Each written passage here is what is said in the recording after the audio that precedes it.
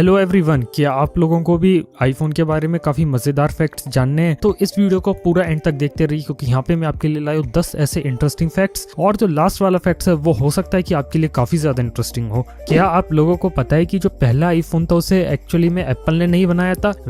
जो Cisco company थी उन्होंने पहला आईफोन बनाया था, जिसे उन्होंने लॉन्च किया था पहले आईफोन के 22 दिन पहले। और वो जो पहला आईफोन जैसे सिस्को ने बनाया था वो एक्चुअली में एक फोन था जिसके थ्रू आप स्काइप कॉल कर सकते थे, वो भी बिना किसी कंप्यूटर के। और आईफोन का जो ट्रेडमार्क था वो सिस्को के पास था। और इसके बाद सिस्को ने मुकदमा ठोक दिया था एप्पल के ऊपर, क्योंकि उन्होंने उसका नाम यूज किया था। क्या आप लोगों को पता है कि जो पहला आईफोन था वो एक टैबलेट प्रोजेक्ट के रूप में स्टार्ट हुआ था? जो एप्पल के कई सारे जो एम्प्लॉइज थे, उनकी जो रिसर्च एंड डेवलपमेंट के जो साइंटिस्ट थे, उन्होंने एक आईपैड का प्रोटोटाइप बनाया था जिसमें एक टच स्क्रीन थी और उसके ऊपर एक वर्चुअल कीबोर्ड आता था। और जब स्टीव जॉब्स ने उस प्रोटोटाइप को देखा तो उन्हें काफी मजा आया और उन्होंने सोचा क्यों ना इस चीज को एक फोन के अंदर लाएं, और उसी तरीके से आईफोन एग्जिस्टेंस में आया। आप सभी लोगों ने ये बात नोटिस की होगी, जितने भी आईफोन के एडवर्टाइजमेंट होते हैं उन सब के अंदर जो भी आईफोन होता है उसके अंदर हमेशा जो टाइम रहता है वो 941 क्यों होता है? ऐसा इसलिए क्योंकि 2007 में जो पहला लॉन्च था आईफोन का, उसमें स्टीव जॉब्स ने अपनी जेब से जो आईफोन निकाला था वो एग्जैक्टली 941 AM के अराउंड निकाला था। इसके बीच थोड़ी बहस है, क्योंकि जो एक्चुअल टाइम था वो 941 से लेकर 942 AM के बीच का था। 2007 में टाइम मैगजीन ने आईफोन को इन्वेंशन ऑफ द ईयर का अवार्ड दिया था। आप लोगों ने तो आईफोन का फेमस किडनी वाला जोक तो सुना ही होगा, जिसके अंदर ये कहते हैं कि एक आईफोन की कीमत एक किडनी के बराबर होती है।